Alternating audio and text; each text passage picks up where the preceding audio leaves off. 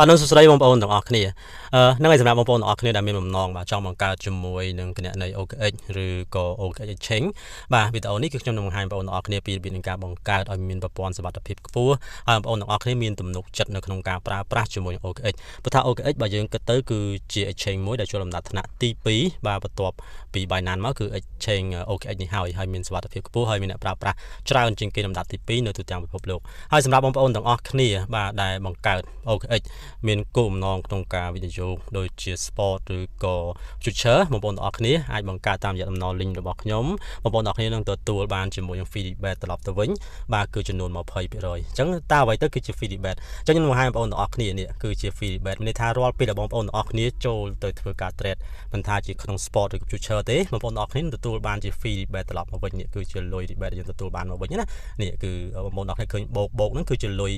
free bet គឺជាសេវាដែលយើងចូលទៅ trade ហ្នឹងគឺគេនឹងគិតត្រឡប់មកវិញឲ្យបងប្អូនទាំងអស់គ្នាគឺ 20%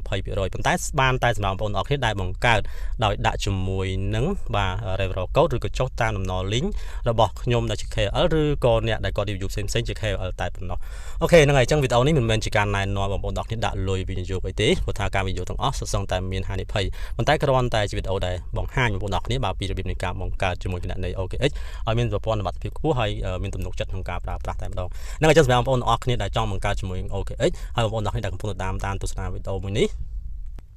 ហ្នឹងហើយបងប្អូនទាំងអស់គ្នាគ្រាន់តែយកម្រាមដៃបាទចុចទៅលើចំណងជើងនៃវីដេអូនេះមកបាទបន្តមកទៀតបងប្អូនទាំងអស់គ្នានឹងឃើញនៅក្នុងទំព័រ description ខាងក្រោមវីដេអូនេះគឺខ្ញុំបានដាក់បាទគឺ link សម្រាប់ចុះឈ្មោះជាមួយនឹង OKX តែម្ដងហើយបងប្អូនទាំងអស់គ្នាក៏អាចចុចលើពាក្យថា more បងប្អូនទាំងអស់គ្នានឹងឃើញពាក់ព័ន្ធជាមួយវីដេអូផ្សេងៗពីរបៀបនៃការបង្កើតជាមួយនឹង Exchange ដែលមានសុវត្ថិភាពផ្សេងៗហើយរាល់ពេលដែលបងប្អូនទាំងអស់គ្នាបង្កើតជាមួយ Exchange តាមរយៈតំណ link ឬក៏ដាក់ referral code របស់ខ្ញុំនឹងទទួលបានជាការ share ត្រឡប់ទៅវិញគឺជាលុយ rebate 20% ដូចគ្នាអូខេអញ្ចឹងបងប្អូនទាំងអស់គ្នាអាចអុសមកខាងក្រោមទៀតបងប្អូនទាំងអស់គ្នានឹងឃើញពាក់ព័ន្ធជាមួយនឹងបាទមាន Telegram ផ្ទាល់ខ្លួននិងក្រុម Telegram របស់ខ្ញុំបើសិនបងប្អូនទាំងអស់គ្នាបង្កើតបាទ OKX នេះមានចម្ងល់ឬក៏តាក់ត្រង់ចំណុចណាអាចឆាតមកសួរខ្ញុំបានគ្រប់ពេលអូខេតោះឥឡូវដើម្បីកុំឲ្យខាតពេលយូរបងប្អូនទាំងអស់គ្នាអាចចុចទៅលើតំណ link ខាងលើនេះដើម្បីចូលរួមចុះឈ្មោះជាមួយនឹងគណនី OKX ទាំងអស់គ្នាបាទនៅបងប្អូនទាំងអស់គ្នាបាទអញ្ចឹងបន្ទាប់ពីបងប្អូនទាំងអស់គ្នាបានចុចលើតំណ link របស់ខ្ញុំគឺវានាំបងប្អូនទាំងអស់គ្នាបាទចូលមកដល់ក្នុងទម្រង់បែបនេះអូខេចឹងបងប្អូនទាំងអស់គ្នាឃើញកន្លែងនេះក៏ដាក់ពាក្យថា create account ចុចលើវាមួយមកគឺវានាំបងប្អូនទាំងអស់គ្នាចូលមកដល់ទម្រង់ដែលអនុញ្ញាតឲ្យបងប្អូនទាំងអស់គ្នាបាទធ្វើការបំពេញជាមួយនឹង Gmail address របស់យើងអញ្ចឹងគ្រាន់តែវាបញ្ចូលជាមួយ Gmail address របស់យើងម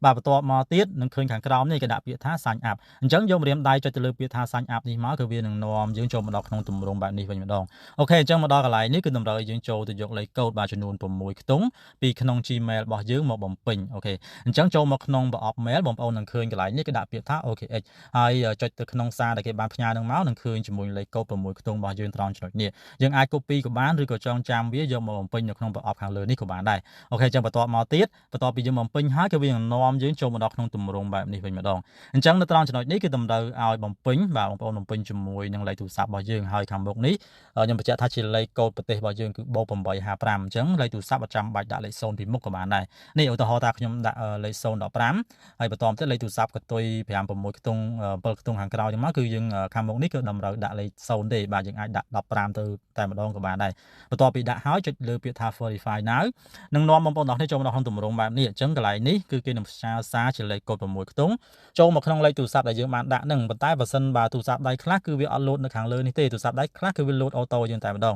បើសិនបើអត់ឃើញវាលោតនៅខាងលើនេះទេតម្រូវឲ្យយើងចូលទៅក្នុងនេះចូលទៅក្នុង message នៅក្នុងទូរស័ព្ទដៃរបស់យើងណាហើយនឹងឃើញនេះគឺ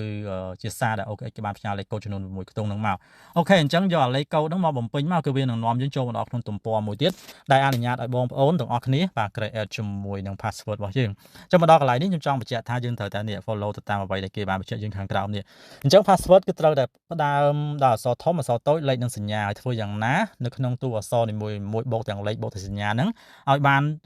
នពី8ខ្ទង់រហូតដល់32ខ្ទង់អញ្ចឹងចង់បញ្ជាក់ថាយើងធ្វើមិនក៏ដោយឲ្យទៅគ្រប់8ខ្ទង់គឺយើងអាច complete កន្លែងហ្នឹងបានហើយអញ្ចឹងនេះគឺជាគំរូ password ឬក៏ឧទាហរណ៍ដែលខ្ញុំបានបង្ហាញជូនបងប្អូនទាំងគ្នាទេនៅពេលយើងដាក់ត្រូវនេះនឹងឃើញខាងក្រោមនេះវា load text ពណ៌បៃតងទាំងអស់មានថាយើងបញ្ចូលបានត្រឹមត្រូវណាអញ្ចឹង password អាចដាក់មកជាអក្សរអង់គ្លេសទាំងអស់ណាផ្ដោយអក្សរធំអក្សរតូចលេខហើយនិងសញ្ញាមកសញ្ញាឲ្យសញ្ញាទៅហើយខ្ញុំបញ្ជាក់ថា complete យកបិចមកកត់ផងព្រោះថា password នេះបើសិនបើភ្លេចយើងអាចលុកចូលទៅក្នុងគណនីរបស់យើងបានទេអញ្ចឹងទាមទារបងប្អូនទាំងគ្នាយកបិចមកកត់ឲ្យត្រឹមត្រូវទាំង Gmail ទាំង password របស់យើង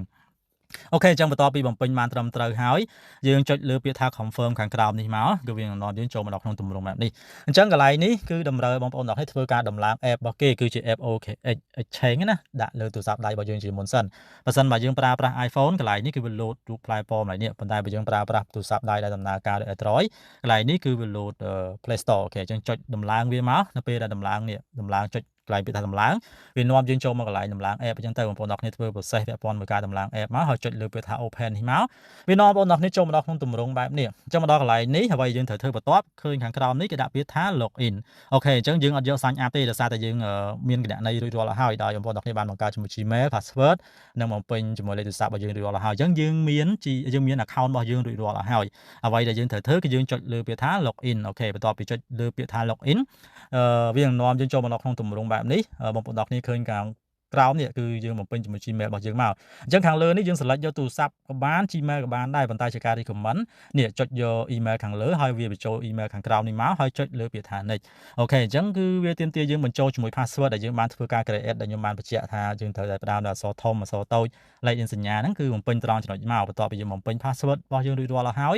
យចុចលើពាក្យថា login គឺវានឹងនាំយើងចូលមកដល់ក្នុងទំព័រមួយទៀតជាប្រព័ន្ធសុវត្ថិភាពរបស់គេណាអញ្ចឹងនេះឃើញរូបផ្កាយនេះបងប្អូនទាំងគ្នាធ្វើយ៉ាងណាយករូបផ្កាយហ្នឹងមកបំពេញកន្លែងរូបផ្កាយចន្លោះប្រហោងនេះហើយយើងយកម្រាមដៃចុចលើសញ្ញាព្រួយហើយអុសមកចេះនៅពេលអុសអារូបផ្កាយខាងលើគេវារត់តាមដៃយើងហើយអញ្ចឹងវានៅពេលវាចំកន្លែងនេះត្រឹមត្រូវវាអនុញ្ញាតឲ្យបងប្អូនទាំងគ្នាចូលមកដល់ក្នុងទំព័របែបនេះគឺគេនឹងផ្ញើសារជាលេខកូដ6ខ្ទង់ដោយការពីវគ្គមុនអញ្ចឹងចូលមកក្នុងទូរស័ព្ទដៃរបស់យើងបើមិនយើងអត់ឃើញខាងលើនេះទេចូលទៅក្នុង message របស់យើងហ្នឹងយកមកបំពេញមកអូខេបន្ទាប់ពីបំពេញរួចរាល់អស់ហើយកន្លែងនេះគឺគេសួរយើងថាយើងចង់បំពេញឬក៏ add passkey ហើយអត់ត្រង់ចំណុច passkey នេះក៏វាសំខាន់ដែរប៉ុន្តែយើងអាច add នៅពេលក្រោយក៏បានមិនជាបញ្ហាទេ passkey មានន័យថានៅពេលដែលយើងចង់ log in ចូលមកក្នុងគណនី OKX របស់យើងប្រើមុខងារ scan កញ្ចក់ដៃឬក៏ scan មុខឬក៏យើងចង់បាញ់លុយចេញបាញ់លុយចូលហ្នឹងយើងអាចប្រើមុខងារទាំងពីរហ្នឹង scan កញ្ចក់ដៃក៏បាន scan មុខក៏បានដែរយើងអត់ចាំបាច់វាយ password របស់យើងទេអញ្ចឹងកន្លែងនេះបងប្អូនទាំងគ្នាចាំ add ពេលក្រោយក៏បានដែរខ្ញុំមិនឲ្យខាតពេលយូរទេយើងចុចខ្វែងខាងលើមកអូខេអញ្ចឹងនេះគឺជាទំព័រដើមហើយនេះជាការប្រម៉ូទពាក់ព័ន្ធមួយ OKX Dex ទេ OKX Dex ហ្នឹងក៏វាជាឧបសម្ព័ន្ធនៃ OKX Exchange ដែរគឺវាស្ថិតនៅក្នុង Web3 ដែលជាមុខងារថ្មីផ្ដល់ភាពងាយស្រួលទៅដល់អ្នកប្រើប្រាស់នៅក្នុងការទិញលក់នៅលើ Web3 ជាប្រភេទកាក់បៀមខនថ្មីណាដោយនេះគឺមានមុខងារ cross exchange របស់គេ cross chain របស់គេអូខេអញ្ចឹងបងប្អូនទាំងគ្នាដែលអត់ទាន់មាន OKX Dex ឬ Web3 ទេហើយចង់បង្កើតក៏អាចចូលទៅមើលនៅក្នុងទំព័រខាងក្រោម description នេះដូចគ្នាដែរចូលដូចក្នុងកន្លែងដែលបងប្អូនចូលរក link អញ្ចឹងណានឹងឃើញពាក់ព័ន្ធវីដេអូដែលបង្ហាញពីរបៀបនៃការបង្កើតជាមួយនឹង OKX Dex ឬក៏ Web3 នេះហើយអូខេអញ្ចឹងចុចលើពាក្យថា explore now មកគឺវានាំបងប្អូនឲ្យចូលមកក្នុងទម្រង់បែបនេះវិញម្ដងអូខេចឹងមកដល់កន្លែងនេះនឹងឃើញពាក្យនេះគេដាក់ពាក្យថា get verify អូខេវាតម្រូវបងប្អូនឲ្យធ្វើការ verify ជាមួយ KYC គឺ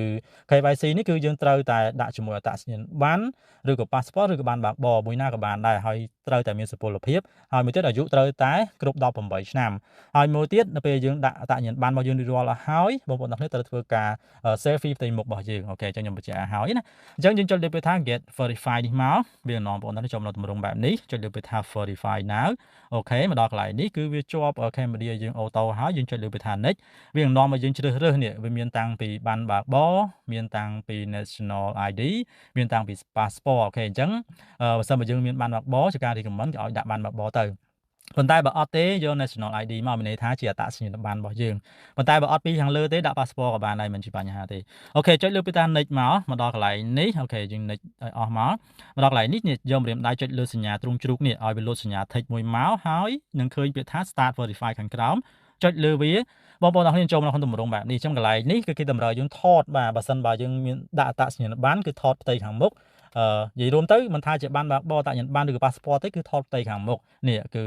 front side នេះផ្ទៃខាងមុខហើយចុចថតមកបាទយើងដាក់ឲ្យចំនេះដាក់ចំចឹងមកហើយបន្តមកទៀតយើងចុចលើពាក្យថា next អូខេថតហើយចុចពាក្យថា next ណាហើយបន្តមកទៀតគេនាំយើងចូលទម្រង់បែបនេះគឺថតផ្ទៃខាងក្រោយវិញម្ដងបាទផ្ទៃខាងក្រោយអញ្ចឹងថតផ្ទៃខាងក្រោយមកហើយចុចលើពាក្យថា next អូខេបន្តមកទៀតបងប្អូនទាំងគ្នានេះយើងដល់ទម្រង់នៃការ selfie ផ្ទៃមុខរបស់យើងអូខេអញ្ចឹងពាក់ព័ន្ធនឹងការ selfie គេឲ្យយើងពាក់ mask ពាក់វ៉ែនតាពាក់អីទេអញ្ចឹងណាសក់អីត្រូវវែងអស់កុំឲ្យបាំងមុខរបស់យើងអូខេចាំដល់កន្លែងនេះចុចលើពាក្យថា next ទៀតមកនេះវានឹងលោតទម្រង់នេះឲ្យយើងថតផ្ទៃមុខរបស់យើងអូខេអញ្ចឹងដាក់អារង្វង់ហ្នឹងឲ្យចំផ្ទៃមុខរបស់យើងមកនៅពេលដែលចំហើយបងប្អូនទាំងគ្នានឹងឃើញកន្លែងនេះគេដាក់ពាក្យថា review វិញអូខេ review វិញរយៈពេល2នាទីអញ្ចឹងយើងអាសាចូលមកមើលយើងអាចចុចខ្វែងហើយយើងចូលមកមើលរយៈពេល2ឬក៏3នាទីក្រោយចូលមើលវិញបងប្អូនអ្នកឃើញកន្លែងនេះវា load ពាក្យថា continue verify ណាយើងចុចលើពាក្យថា continue មកគឺវានឹងនាំបងប្អូនអ្នកនេះចូលមកដល់ទម្រង់មួយដែលឲ្យយើង confirm ជាមួយនឹង personal information មានថាព័ត៌មានផ្ទាល់ខ្លួនរបស់យើងមានន័យថាព័ត៌មានទាំងអស់ហ្នឹងគឺវាចាប់ចេញ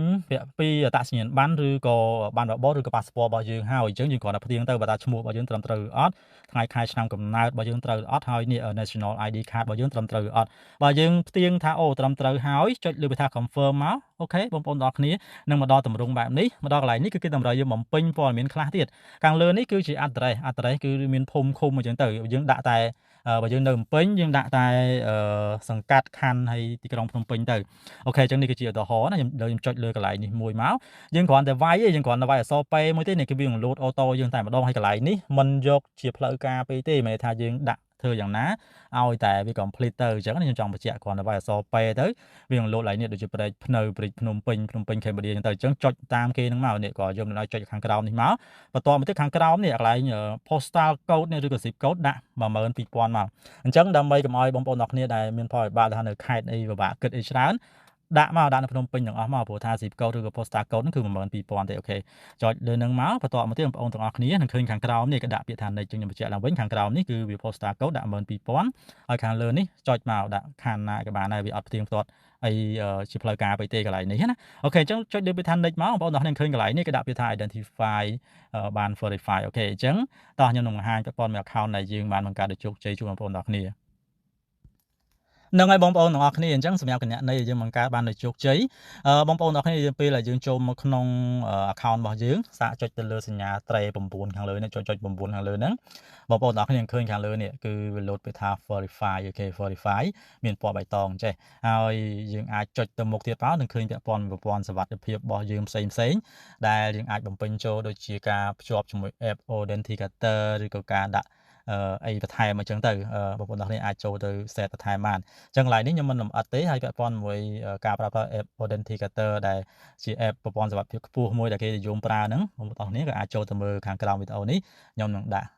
ដូចគ្នានៅវីដេអូពាក់ព័ន្ធមួយការប្រើប្រាស់ជាមួយ app មួយនោះអូខេអញ្ចឹងនេះខ្ញុំបញ្ជាក់ឡើងវិញ OKX គឺមាន2គឺ OKX Exchange ហើយនិង OKX Web3 អញ្ចឹងពីរហ្នឹងគឺវាមានមុខងារផ្សេងគ្នាបងប្អូនទាំងនេះគួរតែបង្កើតវាទាំងពីរទៅព្រោះអាពីរហ្នឹងវាមានអត្ថប្រយោជន៍ពីរផ្សេងគ្នាអូខេអញ្ចឹងសម្រាប់វីដេអូដែលបង្ហាញពីរបៀបនៃការបង្កើត OKX Exchange ដែលអាប់ដេតថ្មីក្នុងឆ្នាំ2026និងមានប្រព័ន្ធសុវត្ថិភាពខ្ពស់សម្រាប់អ្នកប្រើប្រាស់ហើយនេះគឺមានតែប៉ុណ្្នឹងទេបងប្អូនទាំងគ្នាមានចម្ងល់អាច comment អាចឆាតមកសួរខ្ញុំបានគ្រប់ពេលវេលាសម្រាប់ link Telegram ទាំងផ្លូវការទាំងក្រុមខ្ញុំបានដាក់ខាងក្រោមវីដេអូនេះអស់ហើយអូខេអញ្ចឹងអរគុណបងប្អូនទាំងគ្នាដែលបានចំណាយពេលដ៏មានតម្លៃតាមដានទស្សនាវីដេអូមួយនេះបាទតាំងពីដើមរហូតដល់ចប់បាទអញ្ចឹងសូមអរគុណសូមគោរពលា